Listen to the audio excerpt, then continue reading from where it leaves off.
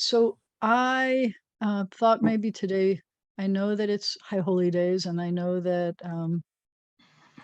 we should be thinking about maybe Rosh Hashanah and Yom Kippur, but I thought that maybe today we would do something more Shabbat-like. So I've got a chart for you over here that I made that I think you're going to like. It's a ושמרו chart. There's 30 something, 32 or something words in here. If I had to know that in order to make a table out of it. But as I used to do, and as I should have been doing consistently, I got lazy and I just copied the page out of the book and thought that that was good enough. But we found out last time that it wasn't enough. This is a word by word translation and transliteration. So you know the song. There's a few different melodies that you may know. One is the one that we've been doing. ושמרו בני ישראל את השבת, לעשות את השבת לדורותם ברית עולם. ביני ובין בני ישראל, אותי לעולם, אותי לעולם, אותי לעולם. ושמרו בני ישראל את השבת, לעשות את השבת לדורותם ברית עולם. כי ששת ימים עשה אדוני את השמיים ואת הארץ, ושמרו בני ישראל את השבת, לעשות את השבת לדורותם ברית עולם. וביום השביעי שבת וינפש, שבת וינפש, שבת וינפש, ושמרו בני ישראל את השבת, לעשות את השבת לדורותם ברית עולם. Makes me want to fix this already. I already see things that I should have changed about the formatting and things. And thought I was being careful about only copying the pages that we needed. And instead, look, I've got a blank page on here. But this is what I wanted to do. Hold on, I'll show you what I'm going to change. I'll let you watch it with me as I make these changes. I have a word processor that does Hebrew and English. Let me see. And it's a complicated thing to try to type in Hebrew and English at the same time. So we're going to do this. ושמרו בני ישראל את השבת, לעשות את השבת לדורותם ברית עולם. And then we're going to make that, whoops, we're going to make it be flush right. ביני ובין בני ישראל אותי לעולם, אותי לעולם, אותי לעולם. כי ששת ימים עשה אדוני את השמיים ואת הארץ, וביום השביעי. So let's see if that turns it into, did it bump a page? Yeah, it did. It bumped to the third page. That's bad. Make your margin, top and bottom margin smaller. And I can do that. It's a very good idea. So then you do this, you say page setup. You don't have to have this all recorded, but we are recording all of this. So we make the top and the bottom smaller, like let's say page 0.5 and the bottom is 0.5 for now. I'll play with it again maybe, and now we know it's 2 pages. So we've got the chorus and then we've got the verses. I could, so that you know that those are the verses. And this is a direct quote from Torah. This is which is why I thought it was a good thing for me to use, because it's a good, not only worship like a liturgical thing, but it's also a biblical thing. All right, so now if we're using this instead of the other one is a PDF, and I'll make a PDF out of this one and replace it once we make sure that this is everything we want. So I didn't come up with this transliteration. This is the one from Mishkan Tefillah. I tweaked it a little bit, but not as much as I usually like to. ושמרו, that comes directly from my word processor, not from them. The Hebrew is from the word processor. I've got texts that I can steal from. ושמרו, you recognize, and it looks like they guarded, but it's the accent's at the end, so it means and they will guard. You know the verb shomer for guard. Vishamru means and. It looks like and they guarded, but we understand it to be and they will guard. So you know how you say someone is Shomer Shabbos? You've heard that expression, or Shomer Shabbat. It means that they guard Shabbat, they keep Shabbat. So it's one of the ways of talking. There were two different versions of the Decalogue of the Ten Commandments, and one time it says Zachor et Yom HaShabbat, remember, and one time it says keep Yom HaShabbat, and so or protect Yom HaShabbat or guard Yom HaShabbat, and this is the guard Yom HaShabbat, and so it's reminding us of that time. So Vishamru means and they will guard. So you know that B'nai Zion means children of Zion, B'nai Tzion. So this is B'nai, so why is it with a V? And that's because you don't get a dagesh after a long vowel if you're inside a word. It doesn't usually carry over to the beginning of the next word. And when it does in biblical Hebrew, when you pull out the dagesh from this, the word is supposed to be b'nai. If it's a standalone word, it would be b'nai. It would have a bet at the beginning because there's always going to be a bet when it's the beginning of a word or syllable. But the fact that it's supposed to be vishamru v'nei Yisrael means that in the Torah, it would have this little meteg, this hyphen kind of thing in it. And we're not seeing it here because I separated out the words, but it means that we're keeping those two words very close. We're not separating them at all. So it's acting almost as if it were in the same word. And that's why you've got a v'nei. V'nei and b'nei is exactly the same thing. So a ben is a son. B'nei means sons of. It's plural. The yud means we have a plural word. So it means sons of, but we're pulling out that dagesh, the dot. So did you do that? Did I do that? Where did that noise come from? That was weird. It sounded like it was coming from over there, but I don't know what it was. All right. Yisrael, you know, is Yisrael. Actually, you know what? I was going to do this first. I was going to see if you look at this, do you see any words on, so get ready to annotate. Do you see any words on the first line before we look at the whole translation that repeats anywhere else in this paragraph? So do you see the word in any of its forms about shomer coming back again on any other line? So let's look at shomer. The root is shin mem resh. Do you see it on this line? Here's a shin, here's a sin. Neither of those are shomer. Shomer, here's a sin. I don't see a here's two shins. That's not vishamru, it's not shomer. Here's a sin. Nope. Here's a shin, shin mem, but it's not shin mem resh. That's shamayim, so that doesn't count. Here's a shin, it's shvi'i. There's Shavat and Yinafash, neither of them are Vishamrus, so that's not going to be repeated. How about sons of, children of? Do you see a children of anywhere else on this screen? You want me to walk through it with you and say anything on the next line? Anything on the next line? Remember, you may see it as B'nai. The same word? So, there's a so yad. Vicky got one. So there's B'nai. So B'nai is not the same, but this B'nai Yisrael is the same. Okay. So, and you may want to, Vicky, let me make a suggestion here. That's not good. Let's see what happens here.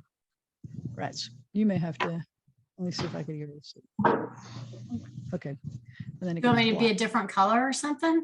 No, not the color. It's not about the color. It's about, they have, instead of, for annotate, instead of making it a line, if you did a stamp and you just kind of pointed at it, then you wouldn't be covering it up. When you circle it, it looks like it's covering it up. Okay. So try not to cover up the thing so we can still see the word. Okay. I've got an arrow. Does that work? Yep. See, Okay. that works. I'll do that. Okay. Easy. So B'nai, and that was it. So we've got B'nai, sons of, children of, twice here. That's good. How about Yisrael? How many times do you see a Yisrael?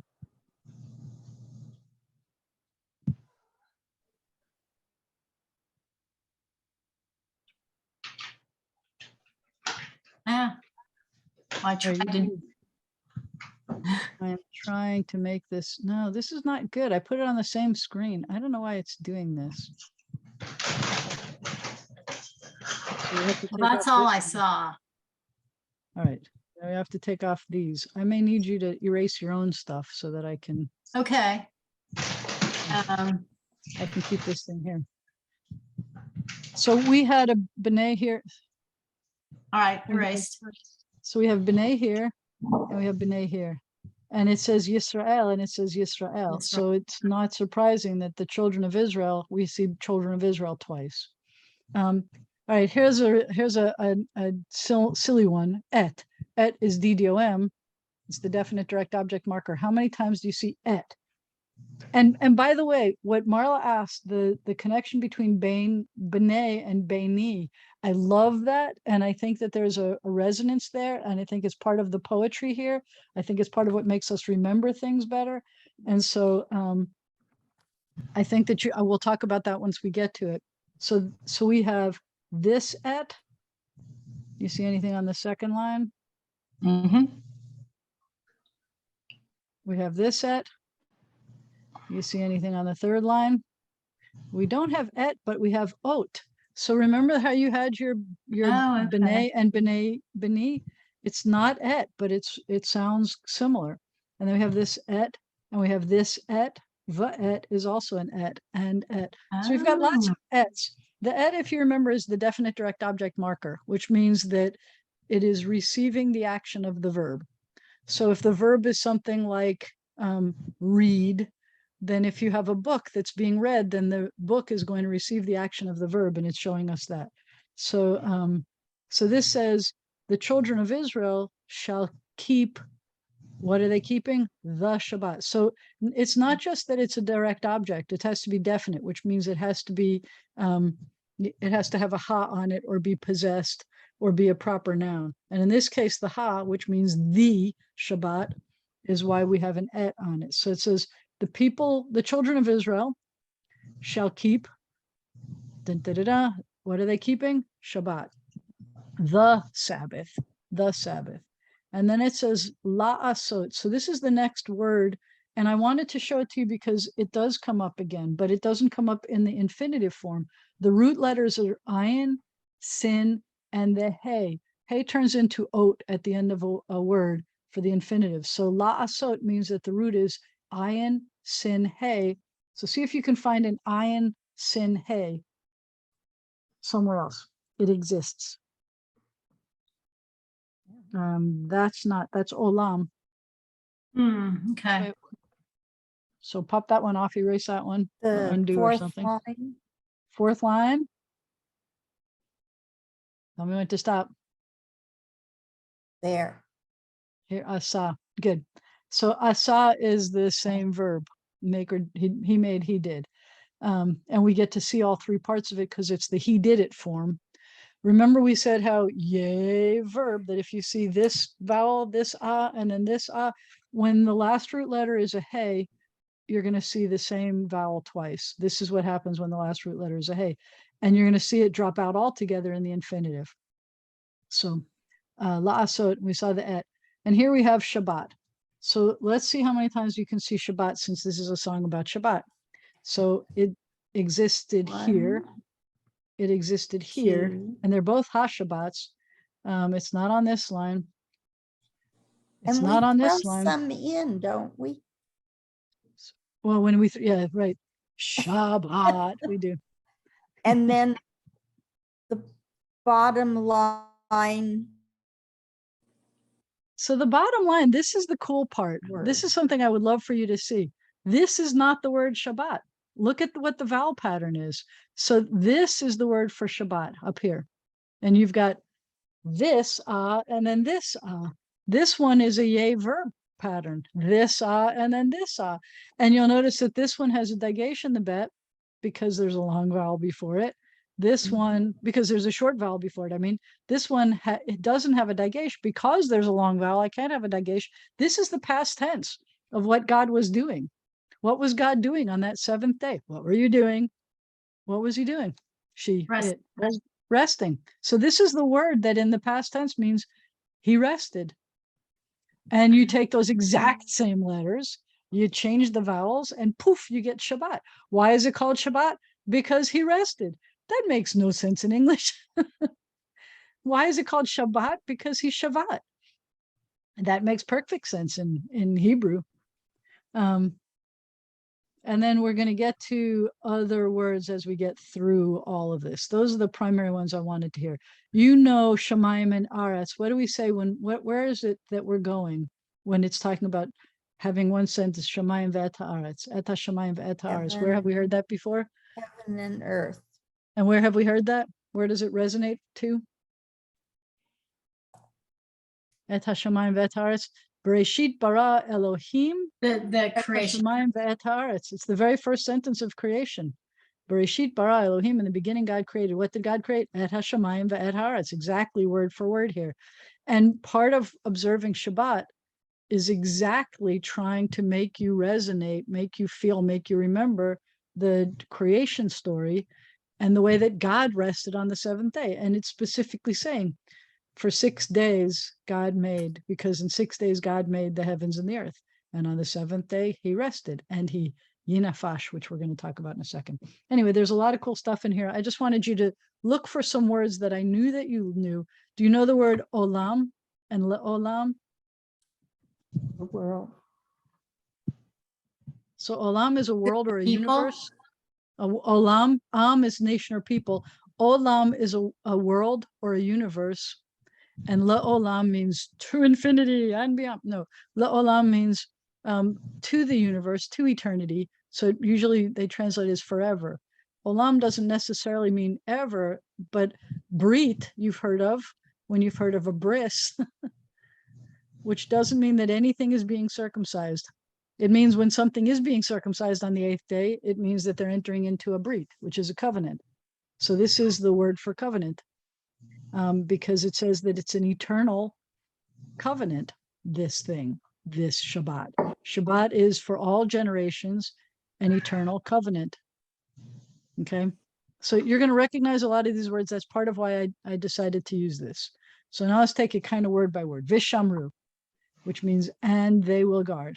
Bnei Yisrael, the children of Israel, will guard. What are they going to guard? DDOM, Shabbat. They're going to guard the Shabbat. Whatever that means, we'll see. La'asot means to do, to make or to do. You know the prayer, Oseh Shalom b'maromav. Oseh Shalom means the one who makes Shalom, peace. And there's a few times when we do the word Oseh or Asab because it has to do with making or doing, and it's a good thing. La'asot means to make or to do. What is being made or done? HaShabbat, the Sabbath again. Lidorotam. So you may know the word dor, because I like to say that Jewish teachers give door-to-door service, which means generation-to-generation service. L'dorotam. So la is two, dor is generation, dorot is the plural of generation, it's generations, and then the am ending means there. So l'dorotam means to their or for their generations. So the la is 2 or 4. And then it says Brit Olam. Brit means a covenant. Olam means eternal or universe. So these are together in the possessive relationship in that smichut form. Brit Olam means an eternal creation. Eternal covenant. And then we have Beni. This was the word that we thought was like, here, look, I'm going to put these 3 together. Beni looks a lot like B'nai. All it is changing the vowel. The bet, this vowel with the yud is just a vowel. It's a diphthong vowel, but it's just a vowel. So B'nai and Beni have same consonants, just different vowels.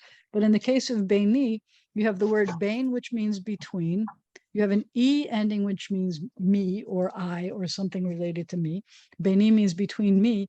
And you know that when we use the bain, we have a doubled.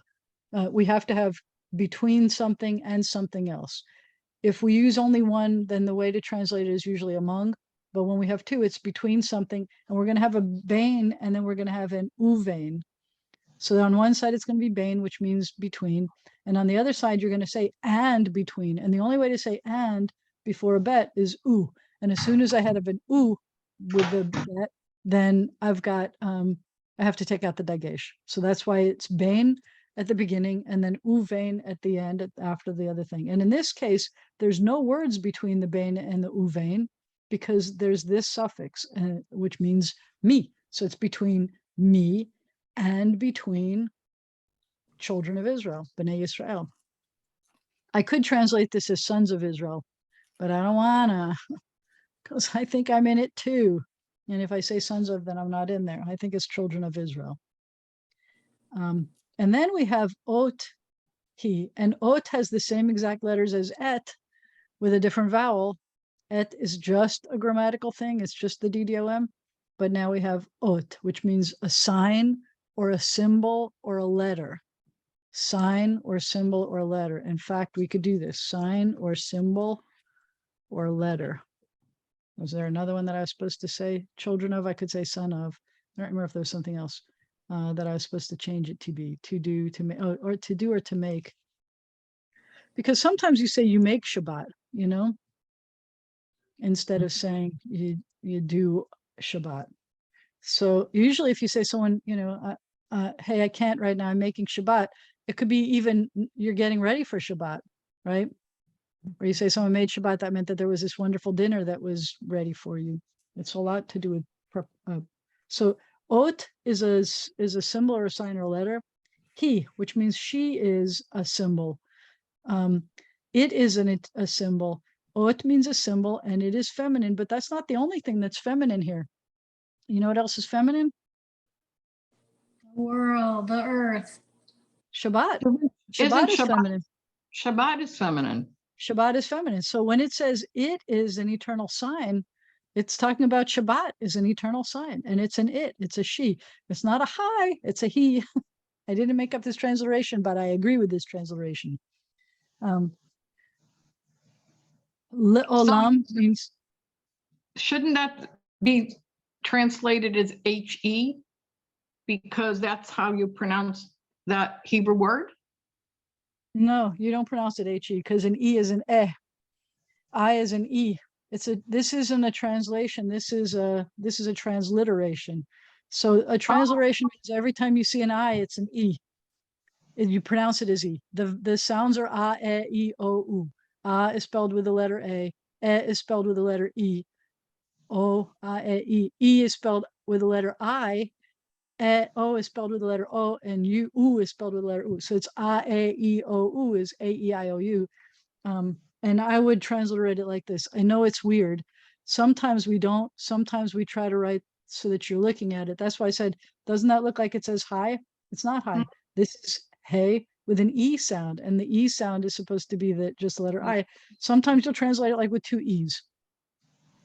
That's what I was going to say, H-E-E. And if you're going to do that, that's fine. The problem is it's not, it doesn't necessarily wind up being consistent at some point. You kind of have a very haphazard transliteration. So the EIs are A, for example, but this says Beini, you see? But you don't need the transliteration, so just ignore this column. Ignore. It will make life so much easier if you ignore that column, because you know what this says. This says he. It can't say anything else. Don't even worry about it. You want me to move it over one? I can move it over one, so you can't even see it. And so le'olam is to eternity or forever, because remember, le is to or for. Ki means because. I put in that because sometimes in biblical Hebrew, the ki seems to translate better as that. Like when we say ki tov at the creation story, we say that it is good instead of because it's good. But in modern Hebrew, you're going to knee jerk to that, to because. Sheshet means 6 of something. We have 6 days. That's what we have 6 of. It's not 6 days, but it's 6 of something. That's a fun looking word. Sheshet? Sheshet, yeah. It looks like it's juggling, doesn't it? So it does. Remember that this line here means it shows you where the accent is. Now, I've already told you that if you have 2 es together, then the first is always going to be accented. But this line in a prayer book will show you that that's the accented syllable. So it's always going to be sheshet and not sheshet, sheshet. Yamim. And other than that, the accent is always at the end of a word. So yamim are days. Asa, that's the word for he made or he did. Who Adonai. Now, if you're looking at your Mishkan Tefillah, they don't hyphenate Adonai, but I do, because I put a chupchik here. in Mishkan Tefillah, it's 2 yuds. I put a hey with a chupchik because I'm trying to not take God's name in vain. And one of the ways I do that in English, even though I know it's not God's name, is I just separate it out so that I'm not spelling Adonai even. I'm just weird that way. God made, what did God make? Dun, da, da, da. Hashamayim, the skies, which some people translate as the heavens. Sometimes they translate it just heaven, but it's a plural word. So I put the plural ending on there just to mess with people's minds. I admitted it. Ve'et and dun, da, da, da. Haaretz, the land. Uvayom, and on the day. U, and va, on or in. Usually about dates we say on. We'll say on Sunday. I don't know why we do that. I've said this before. Prepositions are really weird, trying to translate them cross-culturally. But usually for days, we talk about it as, or dates, on. It's like you feel like you're jumping on Sunday or something. I don't know. Why are you not in Sunday somewhere? Which would make just as much sense with the ba prefix, but they say on Sunday. Uvayom, and on the day, hashvi'i, the 7th. So you're going to say, and on the 7th day. Shavat, he rested. It looks like Shabbat, but Shavat is he rested. Vayinafash is from the word for nefesh, which is one of the words for soul or human or something that has a soul, an animate thing. Yinafash means we've turned it into a verb. We're nefeshing. God was re-nefeshed. So on the 7th day, God rested, and probably by resting, God became re-nefeshed. We are told that there's kind of like an extra soul, an extra nefesh that you have when you are on Shabbat. And this is part of it. God, was nefeshed. I love that word, vayinafash. To turn a noun like nefesh into a verb, that just blows my mind when that happens. Put your Yes. left parenthesis in there if you're getting all Oh, good. picky Good. there. Thank you. Yeah, I'm retyping. Thank you. I'm retyping If you're here. This is good. retyping. Thank you. Thank you. Yeah, Marla. The two numbers, Sheshet and Shvi'i, Hashvi'i, why isn't it not in the same form for both numbers? Sheshet is a weird word for 6. Right. Why? So because Sheshet is a smichut form, it means 6 of something. 6. And why can't There's, it be Shishi Yomim? oh, it would be Shisha Yamim. So in this case, Shvi'i is 7th. It's an ordinal number. Uh-huh. So it wouldn't be Hayom Ha 7th day. So Hashishi. You would think that this would be Uvayom, and on the 6th day. Yeah. No, because this isn't saying that on the 6th day, this was their 6 days. No. So it's what not the same thing. Shisha. Shisha Yamim, because they're saying they're saying that there are 6 of days that it took. It's a smichut form. It's a complicated. So numbers get a little bit weird. What was it that it reminded me of in English? Why do we say, like, you say 100, you say 20, what is it that you usually wind up saying, like a 164 day trip? A 24, why don't you say a 24 days trip? Why we say 24-day trip? This is the same kind of thing that's happening here. We're saying that it was the 6-day experience, and it's not the same kind of 6 as if I said it was how many days. It was 6. I'm not saying 6 days. I'm saying it was a 6-day experience. And it's kind of that form for here. On the other hand, for this, it was specifically on the 7th day. It says, in this case, 7th is an adjective. Right, because like 7th, 8th, whatever is different than like 6, 7, 8, the number. Right. So do you want me to, to tell you how to use them? I can tell you more how to use this is embarrassing, but to tell you more how to use the adjective form, that's easy. I'd love Um, to stop here because I understand it. yeah, that's rather it. than Well, to but try that's the and- point. So some of this is trying to understand things, and some of it is for people who are trying to understand enough Hebrew so that you can use Hebrew. But in this case, there were 6 days that it took, and it's not how many days. I would still say shisha there. I wouldn't use sheshet as a number by itself, a standalone. I can use shisha yamim. In modern Hebrew, I would have used shisha yamim. Biblical Hebrew, there's this just fancier way of saying it.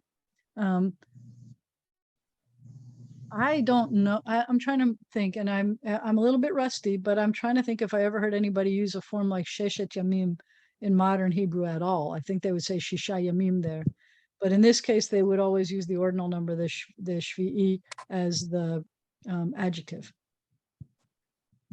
And then again, like I say, so vayina fash, by the way, you see the underneath the vav, and the dagesh and the yud, and you'll notice that I'm saying vayina fash, where the accent's on the last syllable. I didn't have trope marks. I should have kept the trope marks for you, because it comes from Torah, and then you know where the accent is. But this is past tense, even though it looks like future tense. If the root is nun fe shin, then if I put a yud in front of it, then it means it's future tense. If I had my markers were after it, then it means it's past the word, it's past tense. But I have a marker here. The yud marker is the he will form.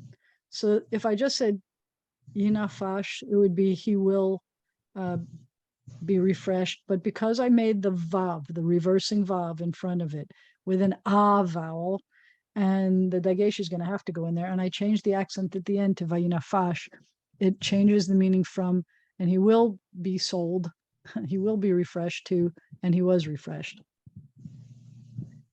And it's a lovely sentiment, and I think it was a poem that, or a prayer or whatever, that I think that you can understand the whole thing of, which is why I thought that this was kind of a handy thing to end this mini mester with. ושמרו בני ישראל את השבת, and the children of Israel will keep the Shabbat. לעשות את השבת, to do the Shabbat, to make the Shabbat. לדורותם ברית עולם, for all generations, for generations, and it's an eternal covenant.